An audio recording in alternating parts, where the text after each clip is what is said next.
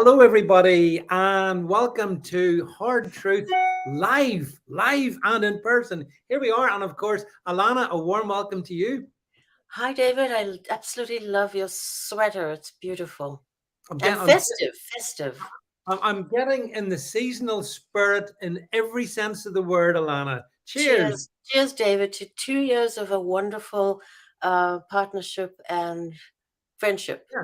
We've done well, haven't we? I mean, as you say, the only thing is, you see, as one gets older, time goes by so fast, Alana. That's the only thing about it, you know. But it only seems like yesterday since we started out on this journey together. And here we are, another year, 2022 clocked up, and 2023 around the corner. So can I just start off, because we're live? I see loads of people coming in the stream. So hello, Leslie, Jason, Chris, Angela, great to see you, James, all you folks.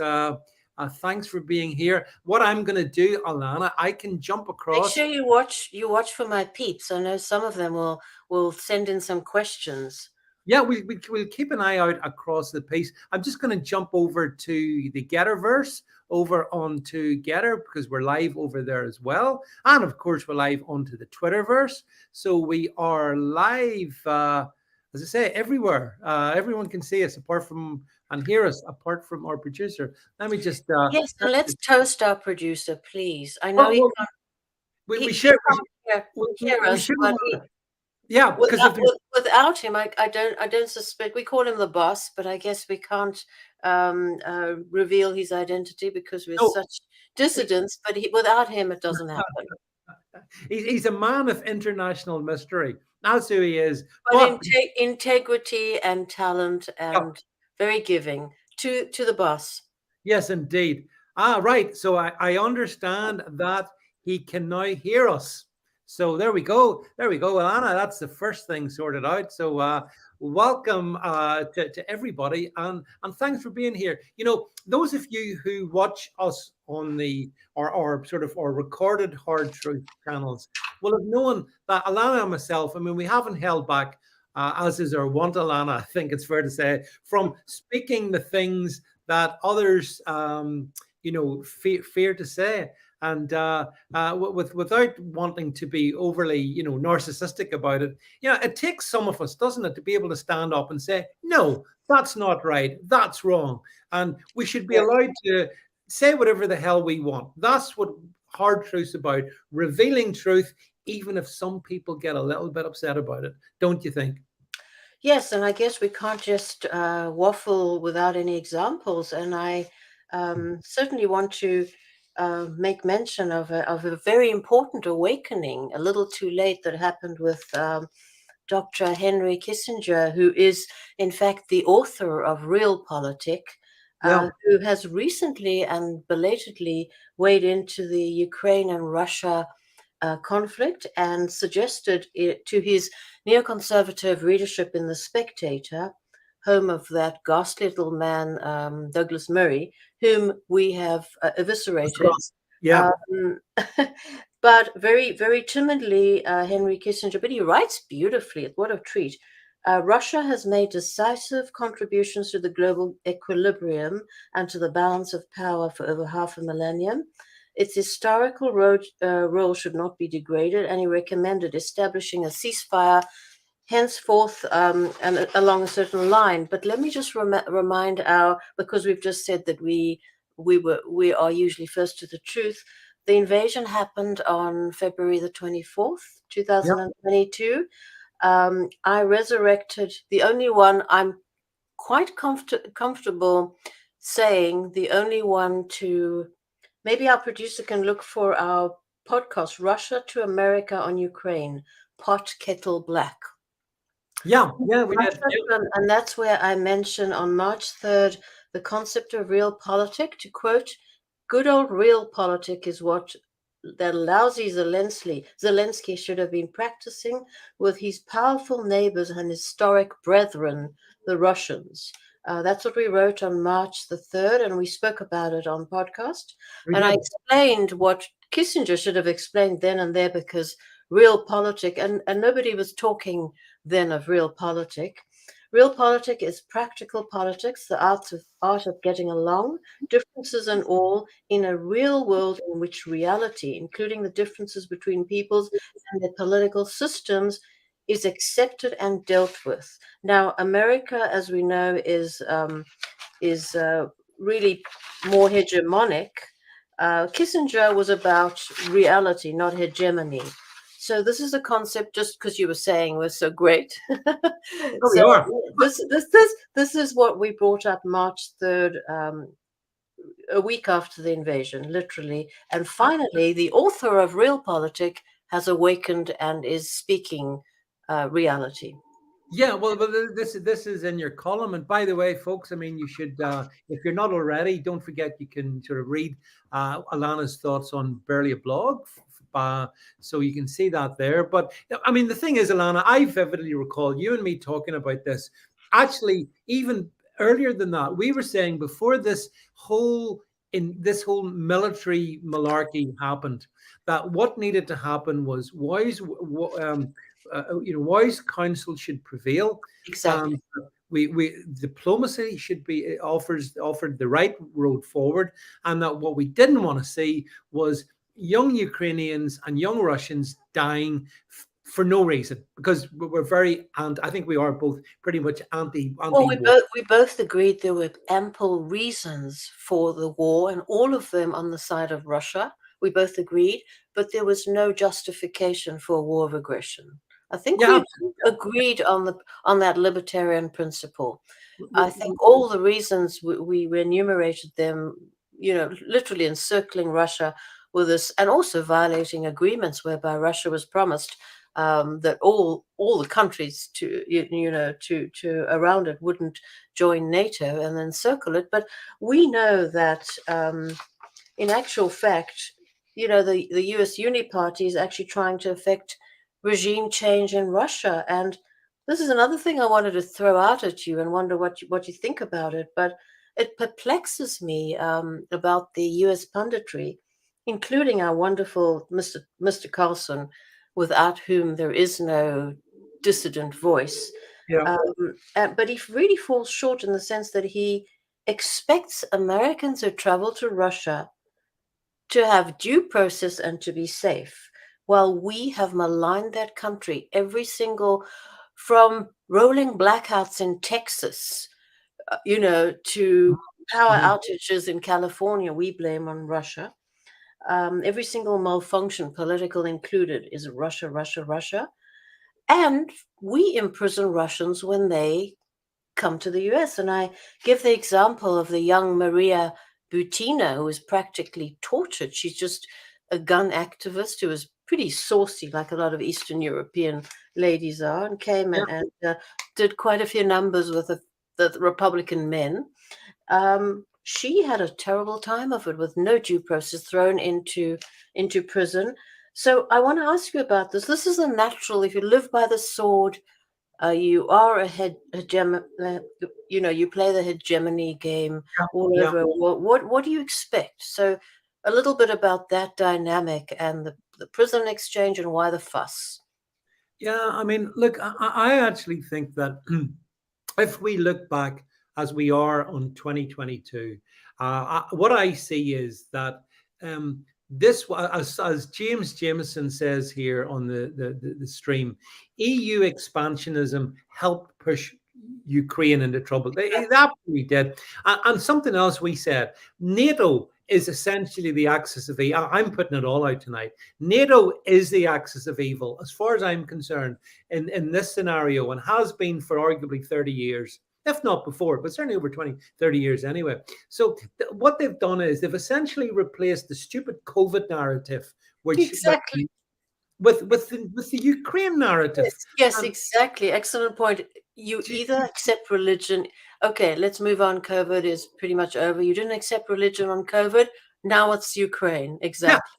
yeah, and I don't know about you, but I find a lot of the folks who bought the COVID narrative hook, line, and sinker, they've got their little Ukrainian flags in their, their social media descriptions, because they stand with Zelensky, who is a crook and a fraud, and he should be behind bars. And here's a Well, question. more importantly, let the Ukrainians adjudicate their own little, Yeah, absolutely. but Yeah, more yeah. important from the perspective of the Anglo-American European axis, he's a satellite of America. He's not looking out. He never negotiated, and we pointed this out Yeah. in all our broadcasts. Yeah. In many of our broadcasts, not only the realpolitik, but he never. The first duty of a leader is to negotiate. And why I brought up realpolitik, because I have a memory like an elephant. That's why I only had one child. I remembered everything from child, unfortunately. Yeah. But as a kid in it, I remember always ceasefire negotiation. The US would always intervene with our Middle Eastern wars in those days, and this was just like Iraq. The more, the merrier. The more war, the merrier, and all the whores on the war porn whores on media were Yeah. just getting excited about it. So yeah, the worst. To your point, NATO and NATO is a proxy and a satellite of the US. Oh, it totally is. Yeah, but I've got a question for you because again, Any questions from our readers? Our viewers. We have to let them in here. yeah, just drop a question if you want to ask any of us, either of us, anything, and we'll put it on the screen. Almost. Well, within reason, within Yes. the realm of decency. Ask us. Yeah, I see different people. I'm seeing lots of people here in different streams saying different things. I was going to ask you this, Ilana. You know, if we look back on some of these U.S. adventures, Afghanistan, Iraq, going back further, Vietnam. Do you think in 2023 we could start to see essentially the same thing being played out again? In other words, they've gone in, they've caused, using the proxies, Zelensky, all kinds of mayhem. And you think, is it possible they could do a runner and basically leave Ukraine a smoking ruin and then go off to pursue their next war game? Do you think that's possible for 2023? You mean the US and the NATO US, allies? well, NATO, US, same thing. It's possible that there will be a coordination with the fifth column, the media, and they'll start reporting less and less on their little, puppet Zelensky, and it might happen. Absolutely, the United States has a good record of just dropping its so-called allies, but this is more than an ally, and I think Tucker has been hilarious delineating this guy's list of Christmas presents. I want a bike, I want a billionaire. So it might just be that, but the population, the people have not voted on these things, and the Republicans are along for the ride. And I guess your conservatives and your dishy rishis also kissing the ring of Zelensky. In every sense of the word, yeah, he is. I mean, he's just a globalist stooge. Well, we'll talk a little bit about the UK as well. But I'm just seeing comments I here. love all your viewers, and thanks for all these. There's lots of questions. Oh, here's a question from Jason O'Brien. Jason O'Brien asked the question, Ilana: will the Ukraine conflict drag on for years? Ilana, what do you think? I think there are a few years left in it for NATO and US to milk. I think you're right. I think there will be eventually they'll get the hell out of there. They will, I think, but they want regime change in Moscow. They want Putin out. They want to be able to raid the riches of Russia and carve that up with BlackRock and Vanguard and all the rest of it. So we know what they want to do, but I don't know about you. Like I don't like you. We don't like warmongers of any sort, but in a way, in a way, Putin has shown a resolve, which maybe it's desperation, I don't know, but he has stood up against the whole the Western propaganda. Well, I mean, more so. I mean, if you see, I read very few commentators. Some of my friends harangue me about that, but a couple of good ones on foreign policy on the UN's review. Absolutely delineating the fact that there is a new bloc forming, an economic bloc, and as a businessman, the dollar might Putin is taking kind of the advice of our friend Paul Craig Roberts, playing on the gold and diminishing together with China the dollar. So I think Putin has done much more than that. And in fact, sanctions were supposed to cripple him, but They haven't. reporters have gone in there, and once again we've seen some magnificent. You don't see the opulence that you see in some of those supermarkets, so-called communist Russia, that you don't see it in Whole Foods in America or where I shop. And people were pretty much either indifferent to the war because they weren't really feeling it much, or fully patriotic in support of Putin, or there were the progressives, which I guess the next color revolution will play on, who really were upset that they couldn't travel to Davos. I don't know. So Yeah, yeah. generally, I think Putin has survived extremely, extremely well. But of course, the power of the US, especially an empire crumbling, just crashes in so many destructive ways. So hard to Mm. tell. Yeah, yeah. I mean, but Jason, that's a good question. And I see, sorry, James Jameson says, how do we escape World Economic Forum stooges that buy up both sides of the political landscape? Well, actually, James, that's right. And Ilana and I consistently point out the fact we talk about the uni party, Ilana. We in essence, okay, let me ask you. So there's no difference between in the States, the Democrats and the Republicans per se. I think there's a difference between MAGA arguably, but not between the Republicans. And here in the UK, there's no difference between Labour and the Conservatives. It's all the uni party set up to give us a false dichotomy, I think. And so we've consistently exposed that, and it annoys people. I know it annoys people if you sort of go against your own team, but I'm not playing that game. I will Yeah. not play And the red. David, maybe the boss can bring up some of our broadcasts. We had about 4 broadcasts about the GOP rest in peace. Yes, we did. We had a guest as well go into why the GOP is never going to be resurrected. It should rage from the grave. That's where the GOP can reconstitute. But the discrepancy between MAGA America and the GOP is enormous.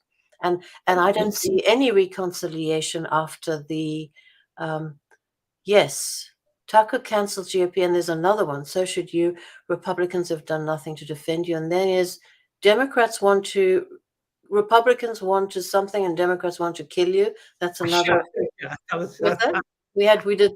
Yeah. we did do that one. Yeah, we've consistently pointed out the uni party. Although I think, thanks by the way for the kind comments on my Christmas jumper. I appreciate that. And Northern Monkey wants to know, what wine am I drinking? The answer is a very nice one. Cheers. I bet. I wouldn't know. I'm totally not a wine snob, and I think this is just like the standard issue. Something you can have on an empty stomach in the midday. Well, that's right, folks, because we should point out when Ilana and I do these, just FYI. So it's, I think it's just sort of midday where you live, Ilana, and it's kind of coming towards the end of the evening where I live. So we are literally on opposite sides of the planet, actually. And one of the joys about technology is that it does enable us to get the. Actually, that's a question for you as well, just to sort of ask you. Do you think that? I mean, I've got lots of issues with social media and big tech, or deep tech, as you rightly call it, and all of that, as we've seen in the last couple of days. As we've discovered that the FBI was actually running Twitter, which it's good to know that, by the way, YouTube and Facebook, who were on. But by the way, David, the FBI has been so corrupt for so many, maybe decades, definitely since I've been in the US. Yeah. Whether it's been, war in Iraq or CIA and all the intelligence community, as they call it. Now, we have to point out that the dynamics, the anatomy of American politics is the big lie. Now that it doesn't, that it doesn't suit the Republicans, they're pointing this out. And just to segue, not to interrupt you, to segue into this whole dissident versus Republicans, on December 8th segment of the Tucker Carlson Tonight Show, it was an absolutely celebrity journo circle jerk. Excuse my language. Yep. I guess the boss can't edit that out. It Nope. was not Yep. dissidents complaining about Twitter, as you and I call it, I know. but it was well-backed, well-oiled people, part of the power structure, none a powerless independent. Was it Charlie Kirk, Dan Bongino, moaning about losing 40K followers or being shadow banned for the most quasi controversial tweets like, "Oh, lockdowns are bad." One Harvard um, Yeah. professor was lauded by Tucker for saying lockdowns are bad. Really? So I Stunning. just want to point out, David, that there's again the same. Even with Tucker Carlson, there's this. You and I know what it is to be a dissident without any backing, any institutional backing, to be from day one, to have nothing, not the money. When we go, our voices are shut. Yeah. So just to point out on the matter of COVID, not for some time has Tucker had any truly impressive independent medical thinker, by which I mean Dr. Yeah. Peter McCullough. Yeah. He's a brilliant scholar and such a compassionate clinician. He has tears in his eyes when he speaks about telling old people, "Go home, monitor your oxygen, and when it falls, go to the hospital when you're dying." Yeah. I've recently discovered Dr. Kelly Victory, extremely Yep. bright woman. Robert Malone, although he's had the vaccine, and your guy, your John Campbell, Dr. John Campbell. What an interesting man. Well, he's been a latter day convert to the COVID vaccine skeptic camp, for which is very, very But he's welcome. an interesting thinker, and also someone called Sunil Dand, MD. There are a lot of interesting people, except on the only channel where we can expect some dissident thinking. Had we followed these people, we'd be vaccinated. You and I, of course, As we you said, immediately yeah, discarded them 2 years ago. we did, we did. Um, and yeah, okay, Sorry, I'll speak about you. You sorry. go ahead, David.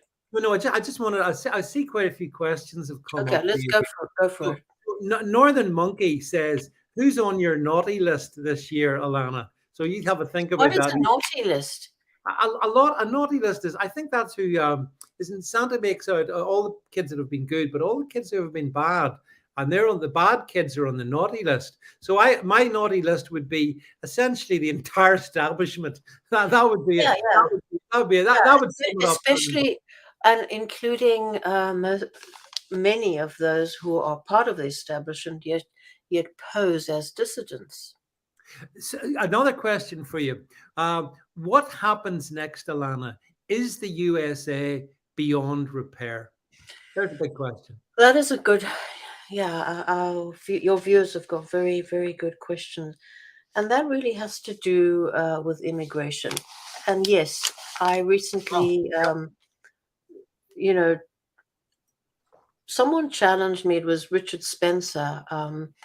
Challenged me thinking that I was part of the people who were still interested in immigration as a topic. He challenged me on Twitter, and this was about a few months ago. And he said to me, "Why are you on about? You know, it's over." I said, "But Richard, I've been saying the tipping point. People don't understand our immigration system, and those who do will not mention immigration again. America, as a traditional." The country that people yearn for is over. It's over. Um, and it Mm. happened before Biden's influx, well before.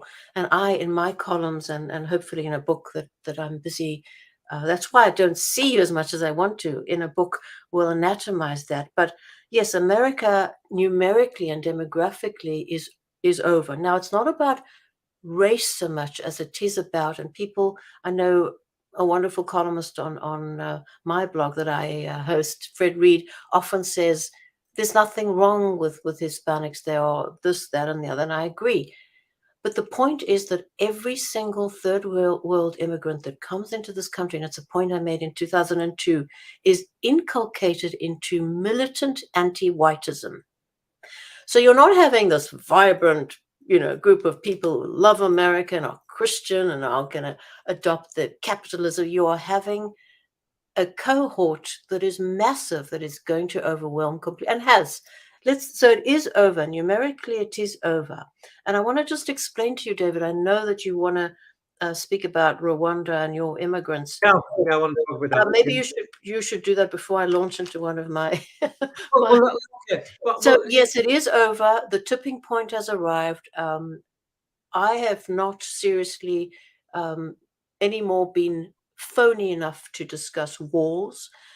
Yeah, put up a wall that might do some. I like walls. I think walls are great. They'll prevent the next batch of people being harmed and people being killed and people being invaded. Yes. So anything you do to stop current evil is fine, but don't expect it is over for America. Right. I want to come in. I'm bombarding you with questions, but it makes it lively because I was thinking back to one of our very first conversations we had, and of course, Ilana, it was in reference to your excellent book, Into the Cannibal's Pot. And I've been thinking about this as is my want, and I was just thinking to myself the way that what we see in South Africa, the way South Africa has changed, let's say over the last whatever you want to take it, 30 years, say, is that yeah, there we go. There's Alana's book, Into the Cannibal's Pot: Lessons for America from Post-Apartheid South Africa. But Alana, what I was thinking was, in the same way as South Africa's a mess, it's a hot mess under the current regime. Is that exactly where is that not exactly what the US has become? You know, what do you Yes, think?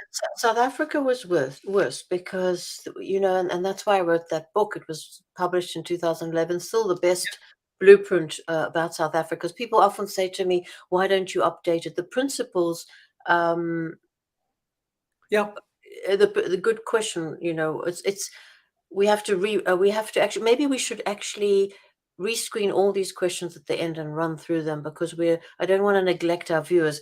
But yes, South Africa, you have to yeah, so any new facts about how many murders, how many farm murders, how many black on white hate crime, etc.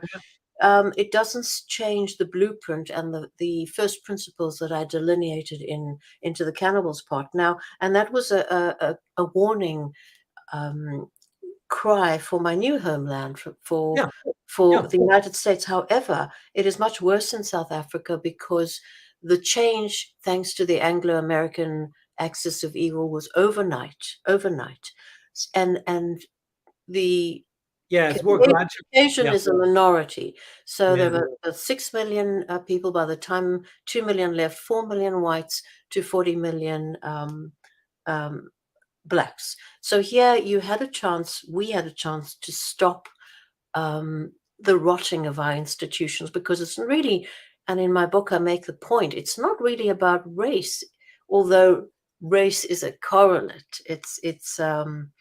It's a if you look at a multiple distribution of all the factors that go into this, race of course matters. I'm not discounting it, um, but we actually exported these principles to South Africa. I already told you that the first time I heard about affirmative action was an American writing in the Cape Times. And I thought, this is fucking insane. Who would think this shit up? But yes, we had all the NGOs come into South Africa and make clear that they wanted one man, one vote, even though our founders hated Mm. raw, ripe democracy, what I call raw, ripe democracy, one man, one vote. And they wanted affirmative action, and they wanted dispossession of whites from payrolls, etc., etc. So the country, I mean, they have regular rolling blackouts. My liberal friends write to me with those hideous emojis that I hate, the whining. Ooh, I've got them, the rolling blackout, and Yeah, you wanted black economic empowerment, BEE. You want the power market to be the spot market, what you call, to be according to a pyramid of privilege. First, black albinos, and then black lesbians can purchase it. Like, it is all structured in a way that explains what is happening in South Africa. But we had a chance, and that's what I tried to um, drive home in Cannibal, that we could have stopped it. And that's where all the thinking about wars and Coulter's marvelous, and Vide's work and American Renaissance work, everything is derivative. Peter Brimlow said it all about immigration in the 90s. That's when it was very important, but now it's over.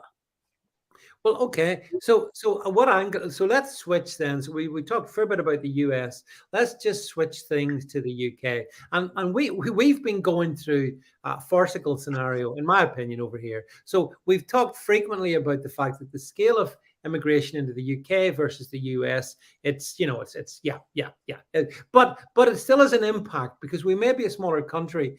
We are a much smaller country, but it, like, I mean, I did a broadcast earlier tonight on a different platform, and our health service in the UK is being overwhelmed because essentially we are providing a service to the third world in our first world NHS hospitals, and they can't cope. So it does have an impact. But I put up this article. I think we can bring it. We should be able to bring it up. The British government decided that it would get this, Ilana. It was going to deport failed asylum seekers to Rwanda, as if they hadn't suffered enough. And so the this all sort of the all the pro open borders brigade were wetting their pants about this. They took the case to the High Court in London. That determination was made by the judges yesterday, I think it was, and they judged that it is lawful for the UK to deport failed asylum seekers to Rwanda. Right. No, okay. So we'll take it away. So that's on davidvance.net, by the way, if you want to check that out. So here's the thing that made me laugh, Ilana. I thought, well, it's all a farce. The maximum that they can probably deport is 200. It's one flight. We have 40, 50,000 coming in. So, and the even worse bit is it's a reciprocal arrangement. So Rwanda can deport failed asylum seekers there to the UK. So none of it works. It's all smoke and mirrors. It's all farcical. It's treason. It's honestly, treason. It's all treason. But it's treason against the people. The only thing that would ever work would be because we're an island, Ilana. The UK is an island, as people have pointed out here in the stream. We've got water all around us. We should put in my opinion, a military enforced barrier. None shall pass. That's it. I don't care. What's this? Feed the world. They know we have no. Yeah, that's enough. Yeah, they know. The world knows that the UK is a soft touch. And that's why they come here. And it's not that I'm wanting to be inhuman, but I think our interest should be in the I do want to be inhuman. Well, that's a good start. Because, the whole edifice of the Republican argument, and you see it again and again on Fox, is this is a humanitarian disaster.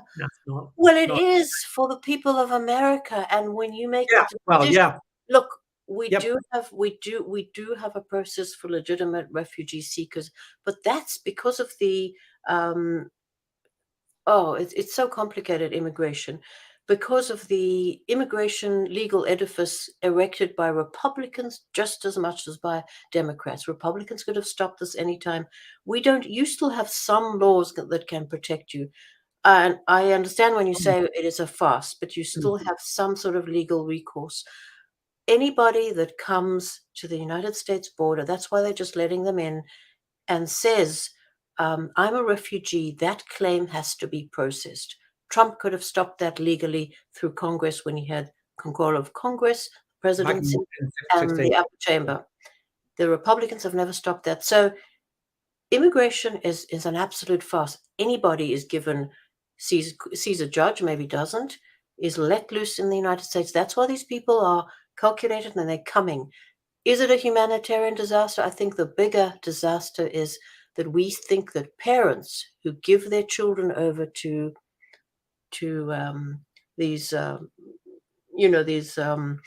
smugglers, the human smugglers, fit to be in our country. That's the biggest human.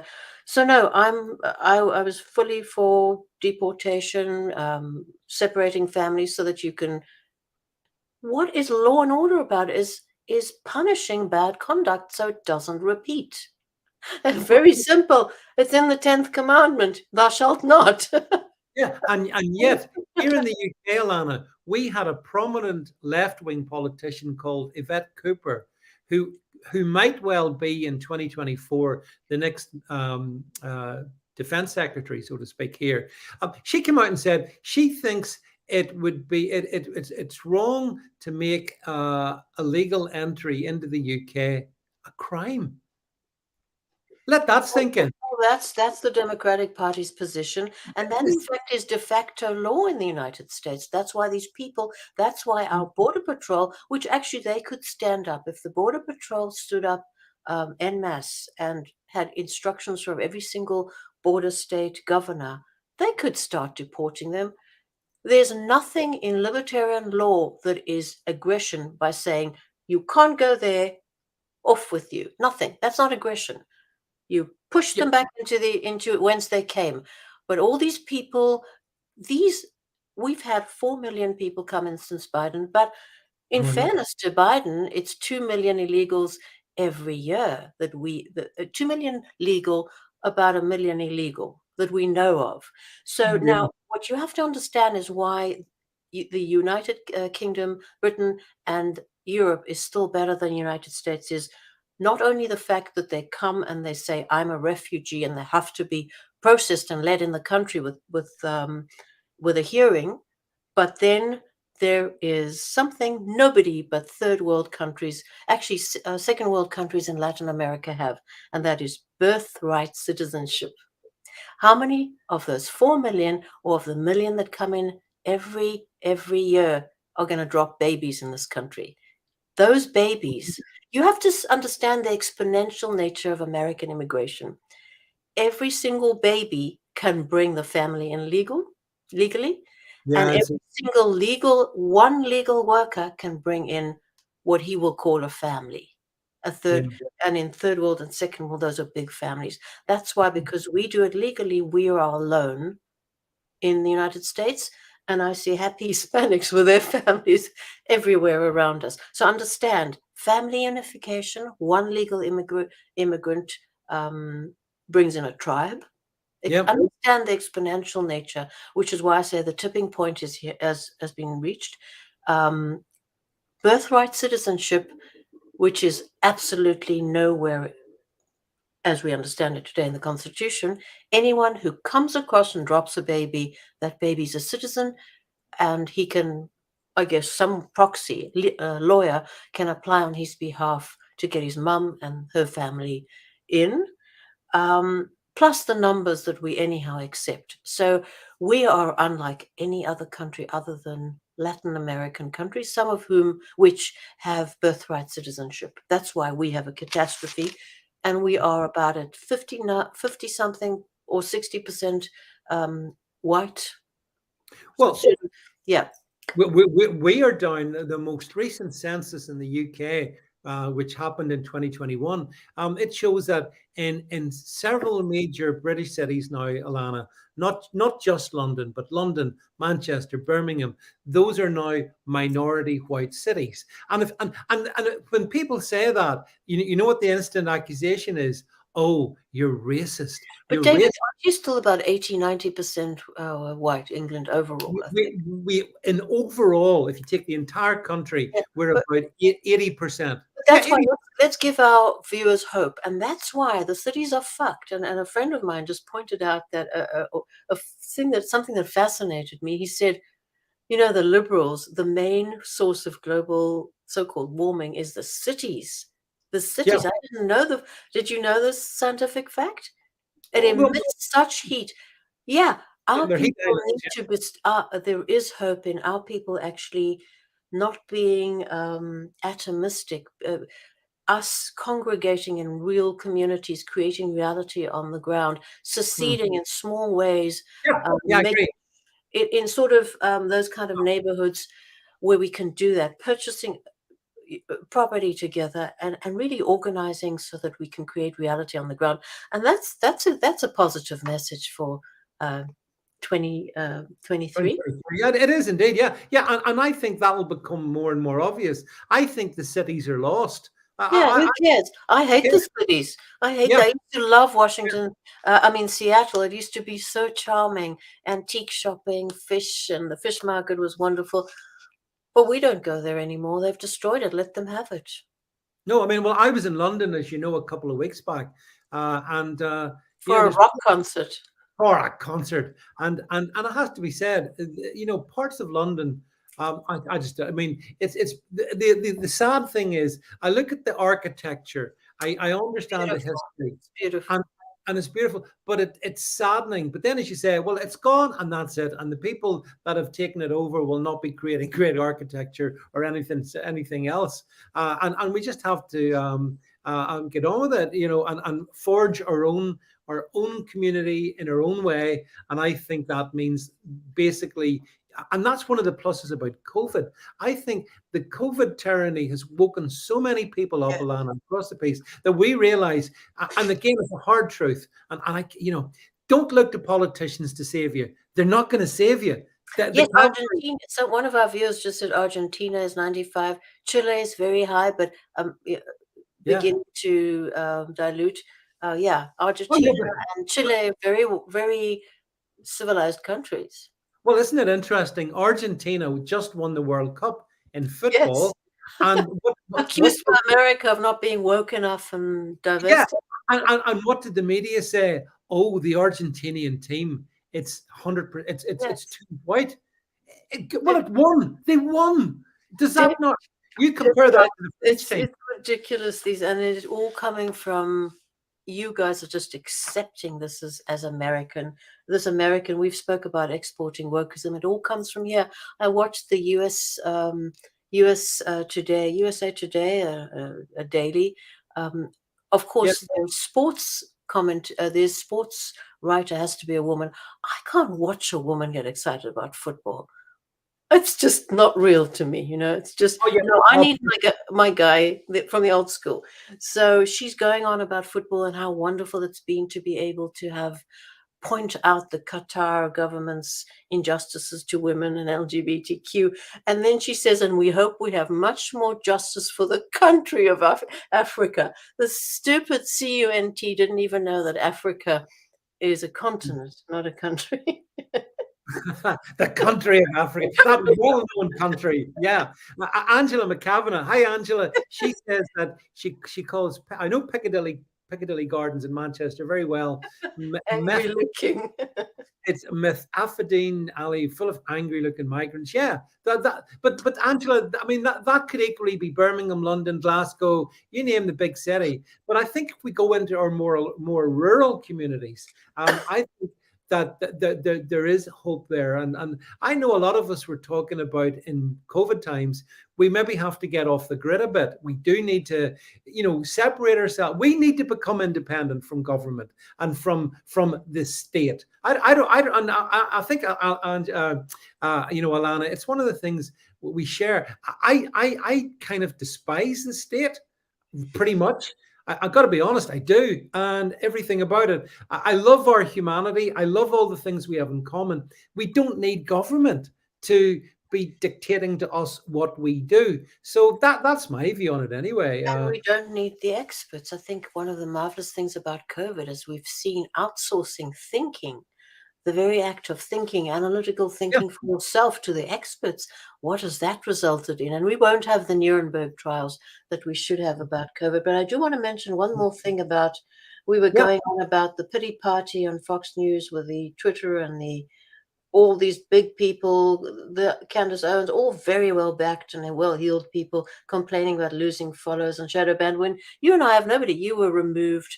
I am very stunted on Twitter. yeah, About COVID, Tucker has this, his resident expert is a guy called Martin McCary, out of John Hopkins. He apparently epitomizes the mediocre mind with all his belated findings about COVID, 2 years to the facts that people we yeah, followed were there. So, for example, he's not an analytical thinker. He's safe. Um, every time he appears, and hopefully, I know these people watch us. They watch us for ideas, David. Hopefully, every time he appears with this Martin McCary, Tucker Carlson congratulates him for his bravery. Preposterous. So, just an example. I always say we can't just say we're wonderful. Let me give you an example. 2 years ago on LinkedIn, which usually has reliable professionals piping up, there was a very impressive woman. She was an MD, a PhD in, I think it was epidemiology. I shared a LinkedIn post of hers, which she was flabbergasted at having absolutely no data. She was searching the internet for data and all the databases bases that a researcher would have access to facts about the mRNA spike protein migrating well beyond the muscle. She had begun to hear that the spike protein saturates the body tissues. Yep. And I shared this immediately. I thought that was fascinating. I went to research it a little more. I didn't know that every vaccine is given in the muscle because it more or less Yep. localizes That's right. the immunity response, and it remains localized and ameliorated. The spike protein, she said, appears to go everywhere, and I can't. She was a researcher grasping, and she couldn't find anything as someone who was fact based and honest. And I shared this 2 years ago. 2 years hence, Dr. Martin McCary, Tucker Carlson's expert, he mentions this phenomena 2 years after. He said exactly this, what this woman was saying two Yeah. years ago, and what you and we were following all this. I know my husband, who has absolutely never been interested in things medical, everything I said to him he would take his vitamins, go to the doctor, etc., and I would do all the medical thinking. Suddenly, once I explained, he's not versed. He's got a PhD in electrical engineering, RF, once, but he was not versed in research methodology, which I have a good backing. Yeah. Before UNISA, which is my alma mater, went woke and went African, it was a superb, founded by Oxford many a century or so ago, over a century. Anyhow, I have a good grounding in research methodology. I gave that to my husband, and he was off. He did all the research about COVID and came up with all the stuff. Martin McCary, 2 years after the fact, after we've had access to all these experts, these cutting edge experts banned on Twitter, the real experts, never on Tucker, sometimes on Laura Ingram, but she speaks over them. He mentioned the fact that the mRNA vaccine seems to saturate body tissue, doesn't stay in situ.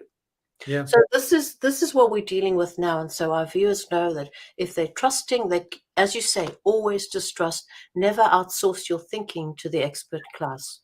Yeah, yeah. Well, again, that's a hard truth. But and it, we encourage people, Ilana, to think for themselves.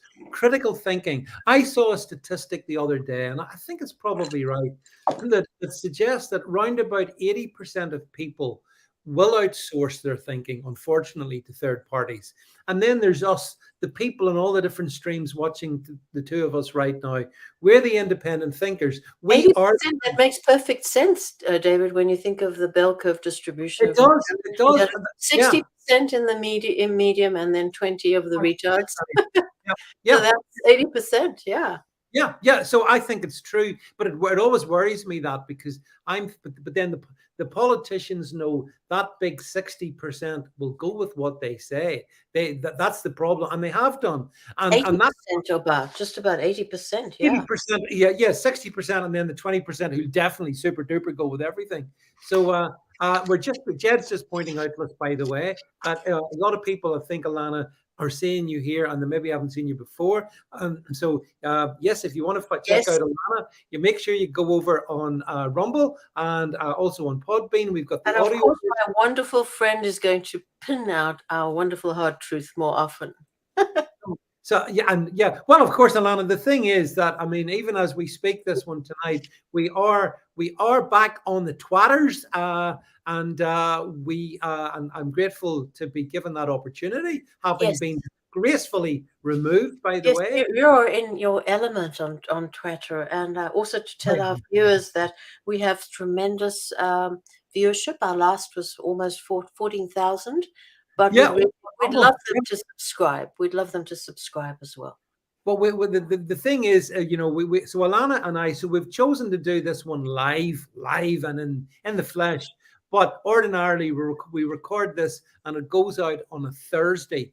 On Rumble's the best place to go and get it. So go, so that's a good spot to go. But we've been doing. I'm just listening. I'm just seeing so many comments here. What's this? Piers Morgan on Fox. Should we go through some questions, David? So Well, yeah, let me fling. Yeah, I'll fling a lot of stuff around here. We can see a quick sort of snappy responses. Piers Morgan on Fox on a show called Uncensored. What a joke! Well, when you've consistently called out Fox News, haven't you, Ilana? I mean, look, we can't undermine what Tucker does. He's highly intelligent and has integrity.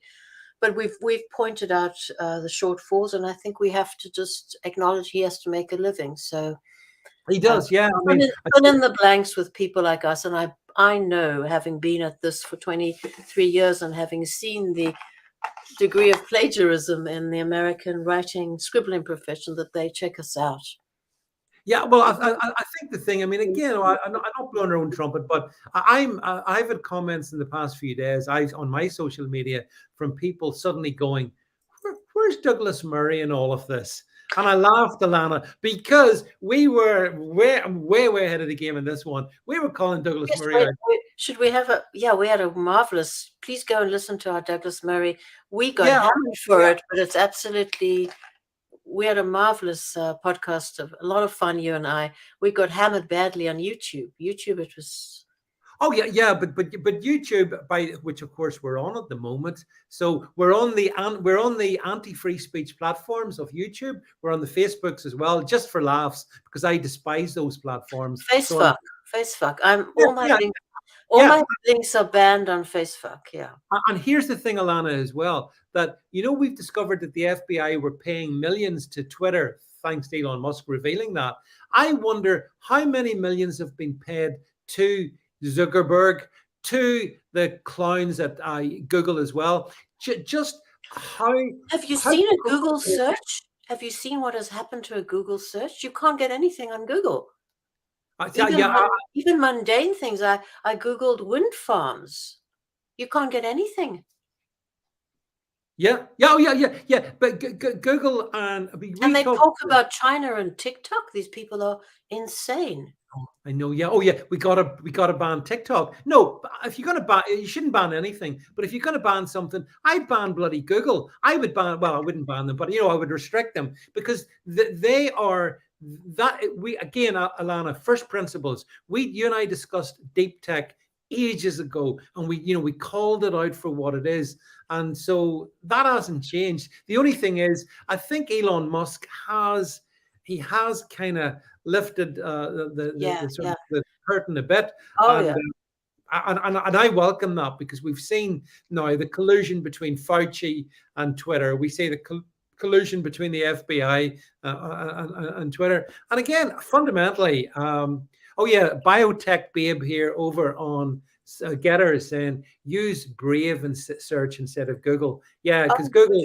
Which ones? So there's a browser called Brave, and actually it's the one. DuckDuck is almost mirrors Google. It's awful. Yeah. I didn't find anything. Absolutely.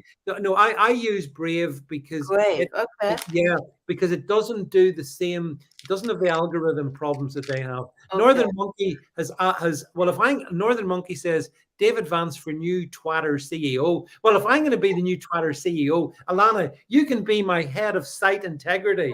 And between I do want to make a point. Yes, the FBI leans on these people, and yes, the state leans on these people. But at some point, the momentum comes from deep tech, and we're a deep tech family. Whatever I eat used to come from deep tech. I can tell you that it's self-propelled. The wokeness is completely genuine. This is what they are. They're not doing that because the state. Their GDP together, some of the big deep tech entities, is about what, 4 or 5 EU countries or maybe more. These are enormous Oh, revenue yeah. streams these people have. They are doing it because their heart is in it. They are very genuine. Zuckerberg he used to actually be quite good when he was summoned about a decade ago in front of Congress about giving over information to the government, but he rolled over and he plays the woke game, and they all do, and I think their heart is in it. So let's credit them with the evil that they are. Yeah, I see our friend on the stream just popped up there, City Troll. Hi, City Troll, all the way from Pennsylvania. As far one of our I love the regular. crow. I love the crow. Yeah, that's cool. That's one of that's better than seeing his face. I've seen his face. The crow is a definite improvement. But yeah, Rustin says, in my local Methodist church, our preacher is South African. She's really, really cool. So wise. Yeah. Well, of course, actually, yeah. There's quite a lot of South Africans, Ilana, in Ireland, who seem to have they've bailed out of South Africa and they've come here because when you talk to them, it's unbearable. Life is just unbearable. Yeah, If yeah. you're if you're Many of them are liberals, and many of them are progressives. I'm appalled at how so many have just 80% have just imbibed the line from the ANC and the United States about about what's what they have, but also they go to Australia, the UK. I think immigration there is easier. Um, that's right. Jack Dorsey lied. That's right. nobody no But they well, cannot come with ease to America because of our system of immigration. Unless you're brown, it's very difficult you have to be sponsored through a corporation. mm, mm, mm. And H-1B visas are predominantly, there's a quota of H-1B visas, and the deep tech bid for it from Congress, which are like this with deep tech, Yep, Republican and Democrat, and they are yep. given the 100,000 visas or what have you per annum. And for the rest, it's very hard to come here legally, and it tends to exclude the fact that legal immigration is so difficult, tends to exclude good, law-abiding, predominantly white immigrants. So they go to Australia, UK, and Europe. Yeah, but there's a lot of them go to the UK. Yeah, actually, always have, kind of always have done Do you for know some anything reason. about the what immigration requirements? Canada's got a rational immigration. We went first to Canada because my husband is so careful. See, when you come through a visa, a work visa, especially when it's someone like you or like him, these law-abiding white guys, Yeah, you're not yeah. gonna you're not gonna violate the law. You're just not gonna do it, right, David? You just don't do that, you No, guys. no. That's the way it is. So he calculated, well, he could get. I said, why don't we go straight to the US? He said, I can get a work visa. However, as soon as they fire you, you have 10 days to get another job, or else legally you're out. Now, Mm, if you have the legal migrant, so people understand immigration policy. I've been dealing with it for 20 years and nobody understands. So you have 10 days to get another job, which is pretty difficult. And a yeah. responsible white guy like David Vance or like my husband's not going to take his family all the way from South Africa, pending on one visa, and that he has to take that family and flee again if he's fired from his job, because that visa is tethered to a corporation. So we went first to Canada because Canada has a rational immigration policy, and Canada does expel illegal immigrants because it can. Um, although America is always leaning on Canada to be more like it. So in Canada, they want to see your qualifications, whether you have degrees that are valid to the economy, and sometimes they will relegate you to some tundra, to some place where there's mainly just ice around you, and language if you have French or English. So you get Yeah. points. It's a point system. It's a rational system. So we went first to Canada, and then my husband got an O visa. And here's another thing about immigration that people don't know. And I wrote this for VDAIR also probably 15 years ago. My husband came to the United States on an O visa, and that's a genius visa, and it's unlimited. So the American immigration authorities have the right to scan the universe for the best and brightest. We don't have to have the H1 H1 what's it called, visa that actually dispossesses our middle class and our IT workers. We can Well, the idea that we need bright people because we don't have them is rubbish. We have an O1 visa through which you can bring the best and the brightest, and that is limited. And the best and the brightest can be a supermodel that will, create an incredible revenue stream, or an electrical engineer with patents and with oh yeah, yeah. a unique contribution to the field. So we have that visa. So everything about the immigration system is an absolute lie. We do not have to import en masse. Well, of course, I believe the purpose of immigration systems. I'm going to wrap up now. Is the destruction of our countries. Actually, I mean, I take it more radical. So basically, I just want to sort of just to bring things to a conclusion, because it is a festive special. Let's wrap up with your country and Kate Middleton's curtsy. Can we do Actually, that? you're a big, well, no, hang on. You're a big fan of Kate Middleton, and you really. One thing I've learned about you, I Ilana, am. I love her. and it would be fair to say, not such a fan of Meghan Markle. Not such a fan of Meghan Markle. I've seen that from you. Yeah, I mean, at the moment, by the way, Prince Harry and Meghan Markle, with their Netflix documentary, they're dominating the news agenda. And here I want to wrap things up. I have a few more things to say. Questions for you just before we go. So here's what I don't understand. Why do people say Meghan Markle is a black woman? She's not a black woman. Her dad is as white as you and I. She is of mixed race, perhaps, but she's not a black woman. Here in the UK, people are saying, oh, you can't say anything about her. And if you do, it's because you hate black women. What nonsense is that? So, what do you think? Is Meghan Markle a black woman, a woman of color in your eyes? Oh, yes, she's a mixed race woman like Obama. She's a mixed race, and she's like Obama. I think she's adopted that identity that it has most political cash, that is most extractive of the political and social, socio-cultural system that we have and climate that we have. So it's extremely advantageous to be black, and therefore she emphasizes less her white father, and I think she's even been antagonistic with him, and she's embraced her white mother, because that gives this very malevolent woman, who is actually a race baiter and a race spotter, it gives her power. So she's embraced that, as she's a mixed race lady, and that's fine. So it's just what she does with it. She's embraced that, and it just shows you that black in the Anglo-American world is beautiful and is powerful, because that's the identity that both Obama and people like Markle embrace. If it was shameful and degrading, they would have embraced the white identity. So there's one way to absolutely destroy the whole racism thing. They embrace the white thing, the black thing, and they make hay with it. And so I just want to. You saw that curtsy, my favorite lady, Kate Middleton. You don't like her. I love her. So she did that curtsy. I'm sort of indifferent to them. I don't like the royal family anymore. Okay, I'm a royalist.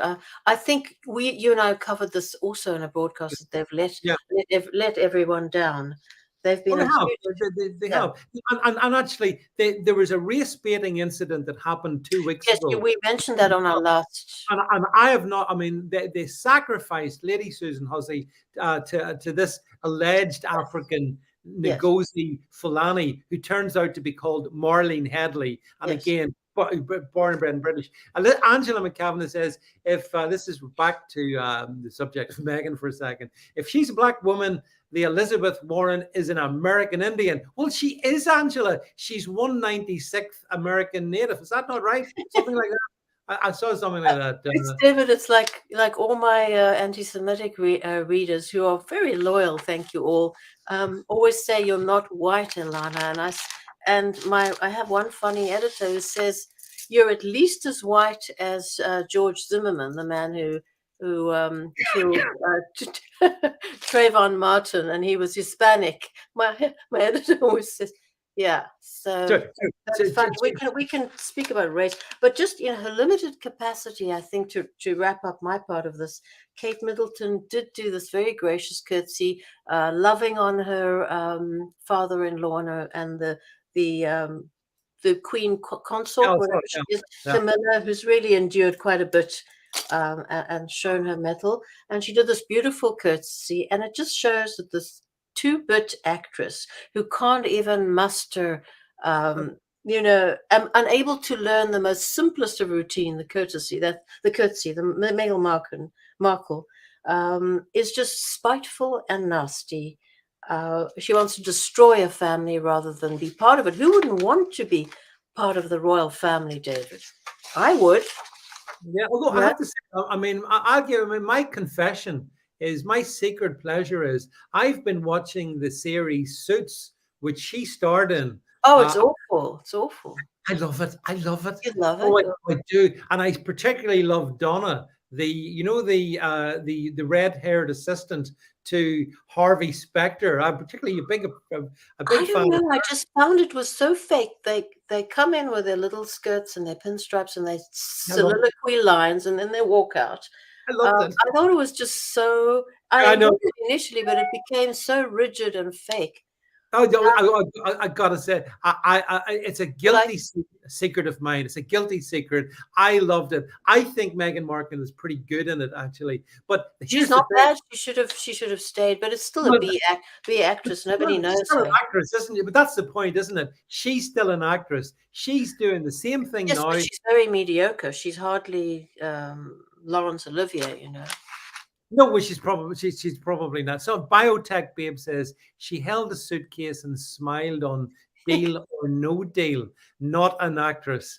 Yeah. Well, I'm just saying that was my guilty secret. That's all I'm just confessing. Okay. But I want to ask you this. I know you want to wrap up and we are going to wrap up. Yeah. Okay. I want to ask you this last question. Yeah. Don't you think if this family, the royals, look weak and worse, they look rudderless. Yep. It's time to make this pygmy napping at their heels cease and desist. Don't you think it's time for Kate to take that pointy Prada stiletto and stick it in that squat behind, Meghan Markle's behind? They have to make a stand. They can't keep turning the other cheek. They have to say, you're not invited to the coronation. You're not invited. What do you think? And we'll close with that. Yeah, what I think, that's an interesting point, that as well. I think that the thing about the late Queen Elizabeth was she presided as monarch over a long time, and she did not engage in this kind of stuff. It was all below her. She didn't rise to the bait, apart from arguably around the death of Diana, right? And that's what saved the British monarchy, I think, during those long decades when she was on the throne.